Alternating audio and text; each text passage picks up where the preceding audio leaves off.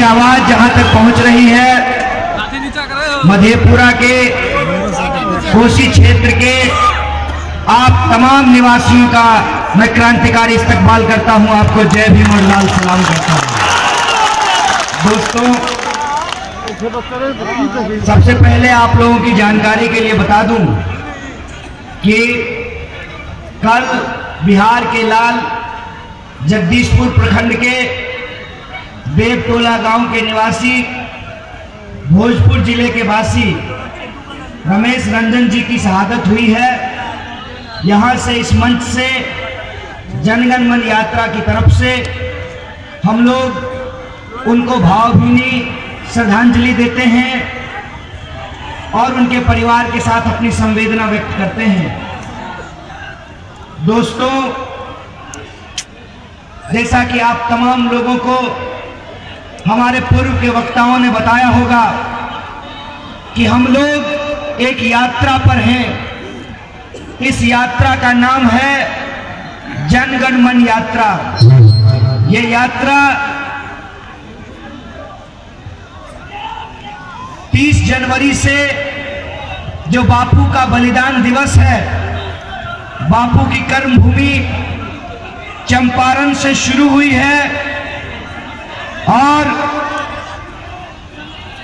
बिहार के विभिन्न जिलों से होते हुए आपके जिले में कोसी क्षेत्र के मधेपुरा में पहुंचा है।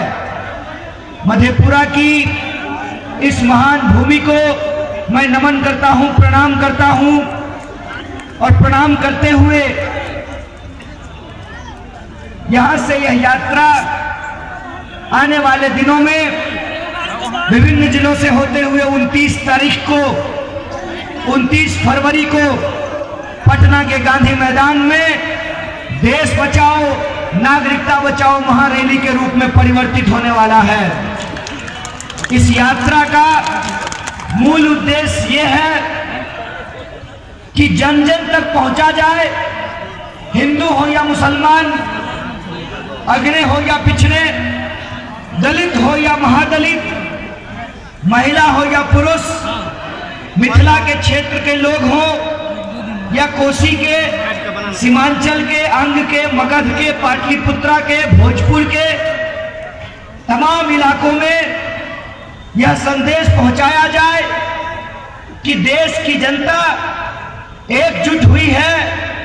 तमाम जाति और धर्म के लोग एकजुट हुए हैं इस सवाल पर कि ये जो हमारा देश का तिरंगा झंडा है, डॉक्टर बाबा साहब भीमराव अंबेडकर का लिखा हुआ जो संविधान है, इस तिरंगे को बचाने के लिए जो आजादी हमको 47 में मिली है, उस आजादी को बचाने के लिए जो संविधान 1950 में लागू हुआ है, उस संविधान की रक्षा के लिए हम तमाम लोग संकल्पबद्ध हैं। किसी भी सूरत में संविधान पे हमला बर्दाश्त नहीं करेंगे, अपनी आजादी पर हमला बर्दाश्त नहीं करेंगे।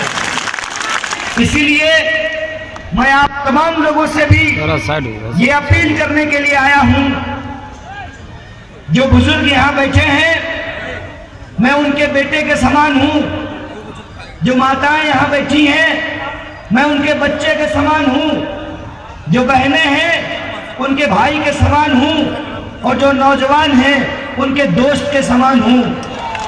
मैं हाथ जोड़कर आपसे ये आग्रह करने के लिए आया हूं, आपसे ये विनती करने के लिए आया हूं कि इस लड़ाई में आप हमारा साथ दीजिए और मैं उम्मीद करता हूं कि आपका आशीर्वाद और साथ हम लोगों को मिलेगा। बोलिए, मिलेगा कि नहीं मिलेगा? आप सब लोग हमारे साथ हैं इस लड़ाई में, इस संघर्ष में, हक और इंसाफ की इस लड़ाई में आप हमारे साथ हैं। अगर आप हमारे साथ हैं तो मैं आपसे एक वादा लेना चाहता हूं, क्योंकि जनता जो वादा करती है वो पूरा करती है, नेता जो वादा करते हैं वो भूल जाते हैं। आप ये वादा कीजिए कि अगर आप इस लड़ाई में हमारे साथ हैं तो 29 तारीख को पटना के गांधी मैदान आएंगे ना? सब लोग आएंगे। यहाँ से कुछ लोग हाथ नहीं उठा रहे हैं, सब लोग आएंगे। मोदी की तरह झूठ नहीं बोल रहे हैं ना। जनता झूठ नहीं बोलती है, नेता झूठ बोलते हैं। तो मैं भी नेता की तरह नहीं, एक बेटा की तरह आपसे वादा करना चाहता हूं कि अगर आप तमाम लोग इस लड़ाई में साथ हैं तो इस देश की सरकार को चुनौती देना चाहते हैं। क्या करेंगे? देश का तरीपार गृह मंत्री बोला है कि हम 1 इंच पीछे नहीं हटेंगे। 1 इंच तो क्या, पूरी जमीन छोड़ करके उसको जाना पड़ेगा। उनका दोस्त चौक की बात करके गया है, इनको हम बता देना चाहते हैं। ये देश को बड़ा हल्के में ले रहे थे। इनको लगा कि फर्जी वीडियो चलाकर, फर्जी लोगों का गेटअप तैयार करके, अंग्रेजों की चाल चल के ये भारत के लोगों को आपस में लड़ा देंगे। अभी आप लोग हिंदुस्तान जिंदाबाद बोल रहे थे ना, हो सकता है ये वीडियो ले करके और उसमें हिंदुस्तान की जगह कोई और शब्द डाल दिया जाए। ऐसा होता है कि नहीं होता है? जैसे बुर्का पहन करके कोई और वीडियो शूट करने के लिए पहुंच जाता है, ऐसा होता है ना। तो इनको लगा कि झूठ के आधार पर नकली वीडियो बनाकर, नकली बुर्का पहनाकर ये इस आंदोलन को कमजोर कर देंगे। तो उनको ये एहसास होना चाहिए कि ये देश अंग्रेजों की फूट डालो राज करो की नीति को देखा है।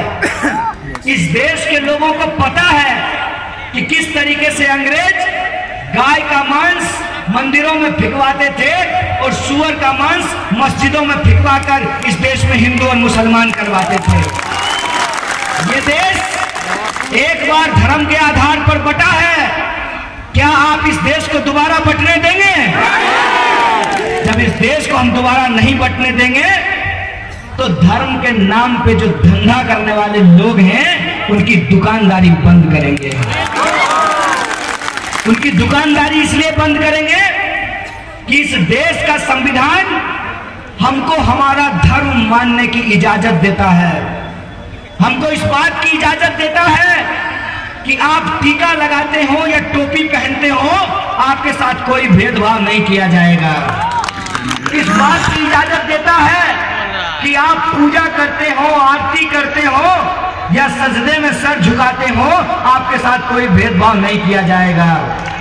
आप महिला हो या पुरुष हो, आपके साथ कोई भेदभाव नहीं किया जाएगा। आप महल में रहते हो या झोपड़ी में रहते हो, आपके साथ कोई भेदभाव नहीं किया जाएगा। बोलिए, ये संविधान की ताकत है ना कि स्कॉर्पियो पे चढ़ने वाले का भी वोट एक होता है और टूटहल्की साइकिल लेके चलने वाले का भी वोट एक होता है। बाबू साहब का भी वोट एक होता है और जूता सिलने वाले का भी वोट एक होता है। होता है कि नहीं होता है? ये वो संविधान की ताकत है कि नेताजी 5 साल में एक बार हेलीकॉप्टर से उतर करके गली गली घूम करके लोगों के सामने ऐसे सर झुकाते हैं जैसे उनके दामाद हों। ये संविधान की ताकत है ना। ये जो संविधान की ताकत है, इस संविधान की ताकत को कमजोर करने के लिए और देश के लोगों के जो बुनियादी सवाल हैं, रोजी रोटी, कपड़ा, मकान, शिक्षा, स्वास्थ्य, सड़क, बिजली, पानी, आत्मसम्मान, उससे हमारा ध्यान भटकाने के लिए ये तमाम तरीके की साजिश रची जा रही है। क्या बच्ची सब यहाँ बैठी हुई है, कान छेदवाने के वक्त क्या करता है? हाथ में गुड़ दे देता है, नहीं बाबू? और तुम गुड़ खाने में बिजी रहोगे कि फट से कान छेद देता है। उसी तरीके से इन्होंने इस देश में धर्म का नफरती लड्डू बांट दिया है और हम लोग जब तक लड्डू खाने में लगे हुए हैं तब तक वो इस देश की संपत्ति को बेच रहा है। आपको ये समझना पड़ेगा कि जब देश एनआरसी की बहस में उलझा हुआ है, उसी वक्त देश की वित्त मंत्री ने एलआईसी को बेच दिया है। देश के गृह मंत्री ने वित्त मंत्री को कहा कि हम आपको एनआरसी से कवर देते हैं, आप एलआईसी निपटा दीजिए। यही हो रहा है ना। इस देश के नौजवानों को यह समझना पड़ेगा कि जब आप धर्म खतरे में है, इस जुमले में फंसे हुए हैं, उसी वक्त देश का BSNL, TNL, भारत पेट्रोलियम, भारतीय रेलवे, ये सब खतरे में चला गया है। हमको ये समझना पड़ेगा कि पूरी की पूरी राजनीति क्या है कि इस देश के नौजवान नौकरियों के लिए परेशान हैं। लड़का बच्चा सब भोरे भोर जाता है स्कूल के फील्ड में दौड़ने के लिए, नदी किनारे दौड़ने के लिए। माँ मम्मी जो है उसको दाल का पानी, हॉर्लिक्स, प्रोटीनेक्स खिलाते रहती हैं ताकि बच्चा का हाइट पूरा हो जाए, सीना पूरा हो जाए, डिप्स पूरा हो जाए, बहाली में जाएगा तो सिलेक्शन हो जाए। जब बहाली में पहुंचता है सब कुछ फिट है, आखिर में डॉक्टर साहब कहेंगे कि अंगूठा टेढ़ है तुम्हारा, 3 लाख रुपया देगा, सब अंगूठा जो टेढ़ है वो सोझ हो जाता है। ये है हालत। हालत ये है कि नेताजी का बच्चा विदेश में पढ़ता है, नेताजी रोड पे नहीं चलते, हवाई जहाज से उड़ेंगे, हेलीकॉप्टर से, तो उनको नहीं पता चलता है कि मधेपुरा से सहरसा जाने में कितना गड्ढा पड़ता है, कितना जर्किन आता है। उनका बेटा चूंकि विदेश में पढ़ता है इसीलिए उनको इस बात की चिंता नहीं है कि बिहार के विश्वविद्यालय में 3 साल का BA 5 साल में क्यों होता है। आप देखिए कि ऐसी नीति बनाई जा रही है कि देश की सरकार सरकारी कंपनियों को बेच रही है। कैसा राष्ट्रवाद है जो राष्ट्रीय संपत्तियों को बेचा जा रहा है। अब सोच करके हमको बताइए कि अगर सरकारी स्कूल नहीं होना चाहिए इनके हिसाब से, सरकारी स्कूल नहीं, सरकारी अस्पताल नहीं, सरकारी सड़क नहीं, सरकारी बस नहीं, सरकारी रेल नहीं, तो सरकारी गृह मंत्री लेकर के तबला बजाएंगे उसका? क्या करेंगे सरकारी गृह मंत्री लेकर के? क्या काम है सरकार का? सरकार हमको एक ऐसी नीति में उलझा दी है कि हम मंदिर मस्जिद के झगड़े में व्यस्त हैं, उसी वक्त इस देश के जो उद्योग हैं जिनको आधुनिक मंदिर कहा गया है, उन उद्योग धंधों को बंद किया जा रहा है, उनको बेचा जा रहा है। अगर हम बिहार की बात करें तो बिहार का सबसे बड़ा सवाल क्या है? बिहार का सबसे बड़ा सवाल है कि यहाँ के नौजवानों को काम करने के लिए, पढ़ने के लिए, इलाज कराने के लिए दिल्ली, बंबई, कलकत्ता जाना पड़ता है। किसी गुजराती आदमी को देखे हैं कि आकर के मधेपुरा के बाजार में सेब बेच रहा हो, आपके धान के खेत में धान काट रहा हो, आपके मकई का बाल छोड़ा रहा हो? ऐसा कोई मिला है? हमको क्यों दूसरी जगह जाके काम करना पड़ता है? क्योंकि हमारे यहाँ रोजगार नहीं है। ये है देश की जनता का सवाल। लेकिन इस सवाल को गुमराह करके हमको किसमें फंसा दिया गया है? NRC, NPR, ये वैसा ही बहस है कि पहले मुर्गी आया कि अंडा।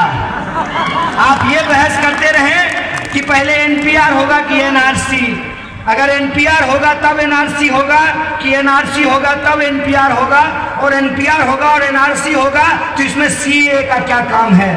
हमको इस बहस में उलझा दिया गया है। और इस वक्त हम ये नहीं सोच पा रहे हैं कि जब प्याज 150 रुपए किलो बिक रहा है तो देश के किसान आत्महत्या क्यों कर रहे हैं? क्यों 12,000 किसानों ने आत्महत्या की है? क्यों 45 साल में देश में सबसे ज्यादा बेरोजगारी है? इन तमाम सवालों से हमको नजरअंदाज किया जा रहा है, हमको गुमराह किया जा रहा है। इसका कारण जान लीजिए। कारण ये है, मोदी जी 2 बार प्रधानमंत्री बन गए हैं 2 बार। गजब संयोग है।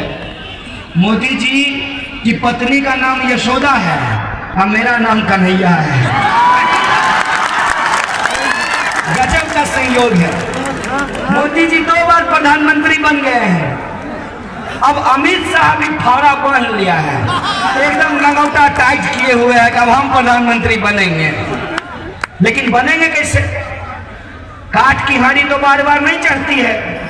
विकास का जुमला तो फिर नहीं बिकने वाला है, तो विकास का ढोलक फट गया है। तो विकास के पप्पा ने विकास के चच्चा को एक आइडिया दिया है कि सुनो भाई, देश में अगर प्रधानमंत्री बनना है तो फिर से जो है हिंदू मुसलमान करना पड़ेगा।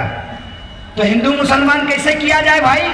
370 हो गया, राम मंदिर हो गया, नहीं हो गया ना, तो कोई नया मुद्दा होना चाहिए ना, तो एनआरसी का मुद्दा लाया गया है।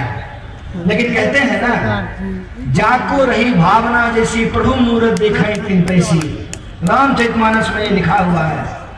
जो देश का बुरा करने के लिए सोचता है, कई बार उसके साथ खुद ही बुरा हो जाता है। अमित शाह का बेटा को देखे हैं, एकदम फोटो कॉपी लगता है बाप का। अच्छा, उसका मेरिट क्या है?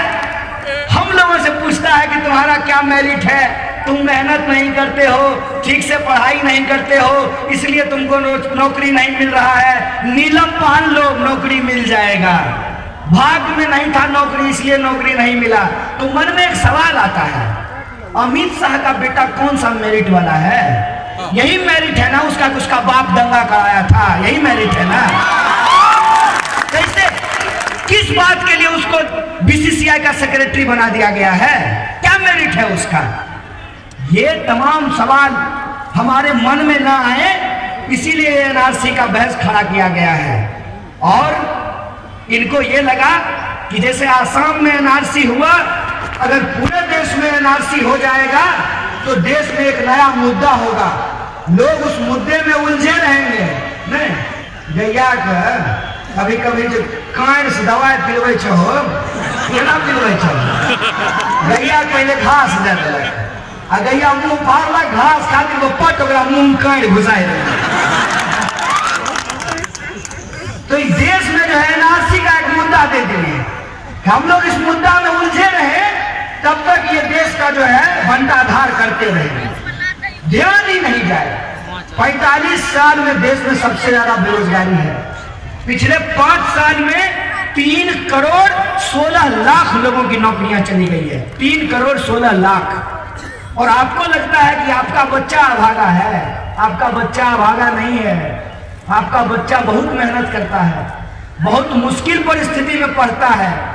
पटना बेचारा खिचड़ी खा खा करके अपना देह दुबला लिया है। 2 टाइम का खाना 1 टाइम बना लेता है, गर्मी लगता है रोटी बेलने में तो 1 ही बार बेल लेता है। इस परिस्थिति में वो पढ़ाई करता है, और जब परीक्षा देने के लिए जाता है, परीक्षा दे के निकलता है, आंसर शीट मिलाता है, तो लोग आगे कहेगा, क्या मिला रहे हो बेवकूफ कहीं का, प्रश्न पत्र तो लीक था।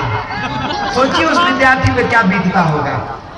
ये है इस देश की हालत। नेताजी बनेंगे, पहले मोदी जी प्रधानमंत्री बनेंगे, अब लाइन में अमित शाह लगे हुए हैं, वो प्रधानमंत्री बनेंगे। अभी बेटा को बीसीसीआई का सेक्रेटरी बनाए हैं, कल को हो सकता है देश का राष्ट्रपति बना दे। कौन पूछने वाला है? हम पूछेंगे, क्योंकि हम भी इसी देश के नागरिक हैं।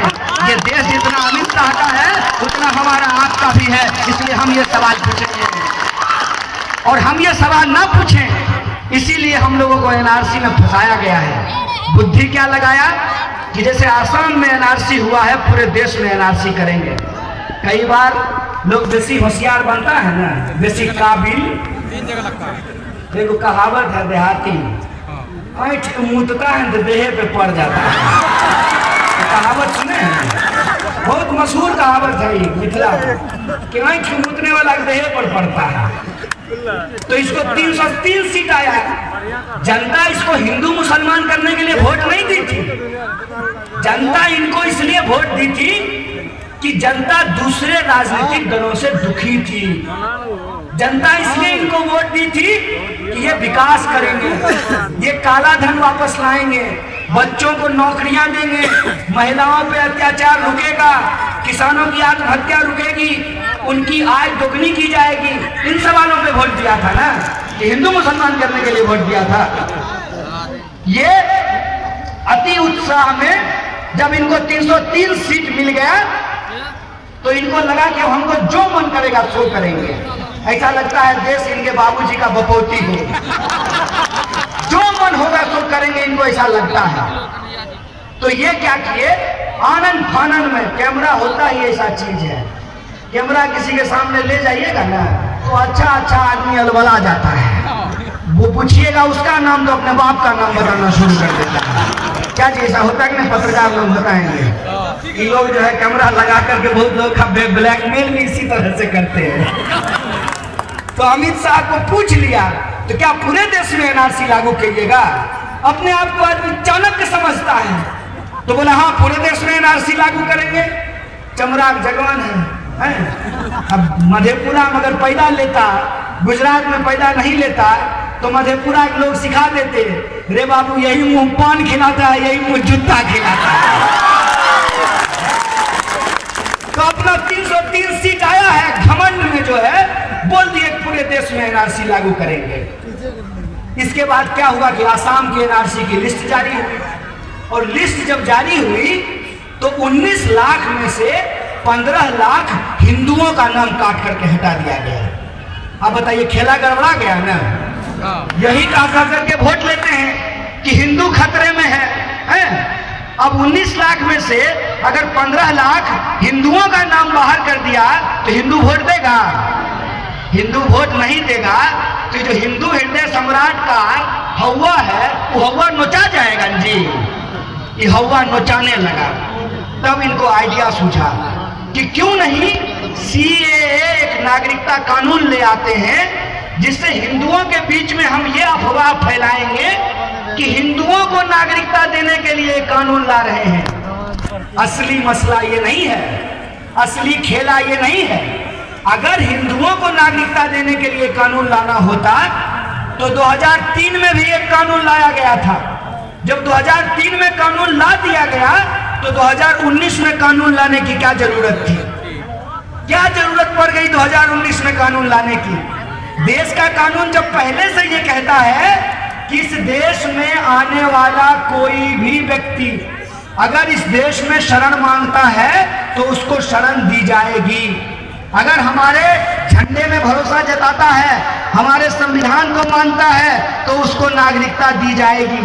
ऐसी क्या आफत आ गई कि नया कानून लाना पड़ा?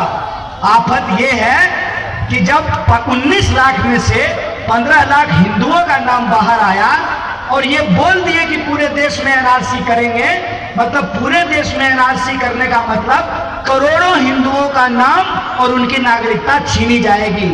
तो उन हिंदुओं को यह समझाया जा सके कि बेटा देखो तुम टेंशन मत लो, तुमको दिक्कत का कोई जरूरत नहीं है। अरे मोदी जी है ना, मोदी जी मुसलमान सबको ठीक कर देंगे, उसका घर द्वार लेकर के तुम ही लोग के बीच में बांटेंगे जी।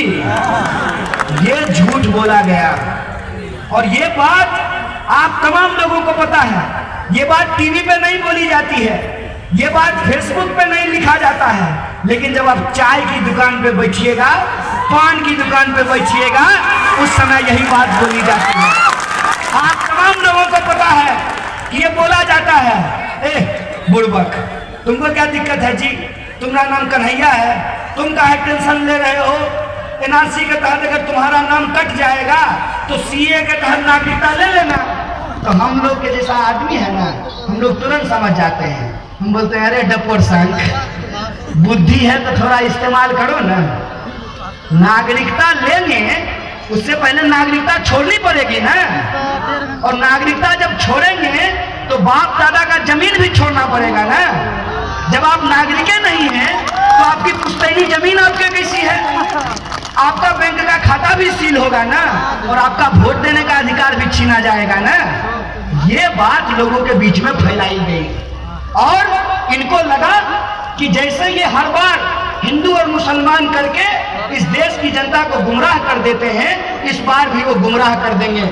लेकिन हम ये साजिश समझ गए हैं, हम ये समझ गए हैं कि जब खेत में मर रहा हो किसान, सीमा पे शहीद हो रहा हो जवान, तो 2 टके में जिसने बेच दिया ईमान वही टीवी में बैठ के करता है हिंदू और मुसलमान। ये साजिश हम समझ गए, इसीलिए हमने तय किया है कि इसकी सच्चाई हर गली में घूम करके देश की जनता को बताएंगे। और सच्चाई ये है कि एनआरसी में नाम जो लोगों का काटा जा रहा है वो इस आधार पे काटा जा रहा है कि कागज की छोटी छोटी गलतियों के चलते आपका नाम काटा जा रहा है। आश्चर्य की बात यह है कि माई का नाम है, बाप का नाम है, भाई का नाम है, एक भाई का नाम काट दिया है। बताइए वो भैया कहां से आया था?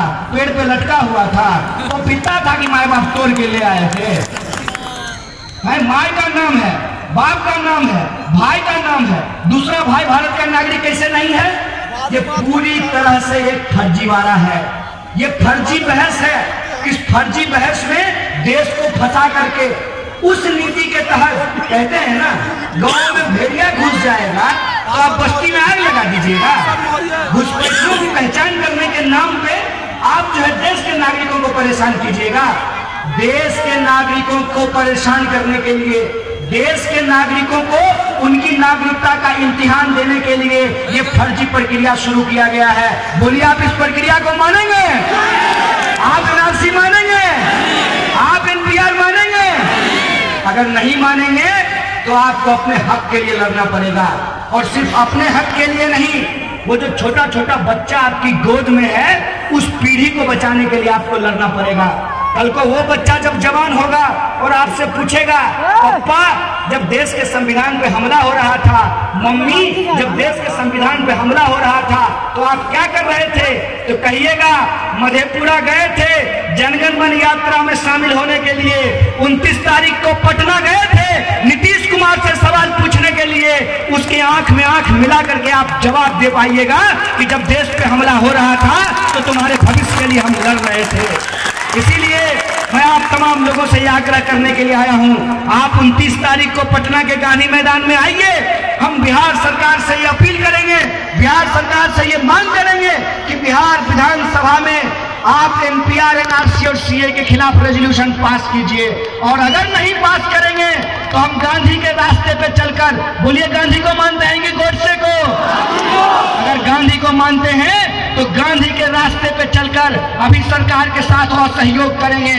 अगर सरकार का अकल ठिकाना नहीं आया तो सभी ने अवज्ञा करके इनको छठी का दूध याद दिलाएंगे। हम हर हाल में यह जो पूरी की पूरी प्रक्रिया है, जो इस देश को बांटने वाली प्रक्रिया है, इसको बंद करेंगे। इस लड़ाई में आप हमारे साथ हैं कि नहीं है? अगर आप हमारे साथ हैं, हिंदू मुस्लिम साथ हैं, महिला पुरुष साथ हैं, अगले पिछले साथ हैं, तो हर हाल में इस हम लड़ाई को जीतेंगे। इसी आशा और विश्वास के साथ आप तमाम लोगों को शुक्रिया अदा करते अपनी बात को खत्म करूंगा। शुक्रिया। इनकलाब जिंदाबाद, हमारी एकता जिंदाबाद।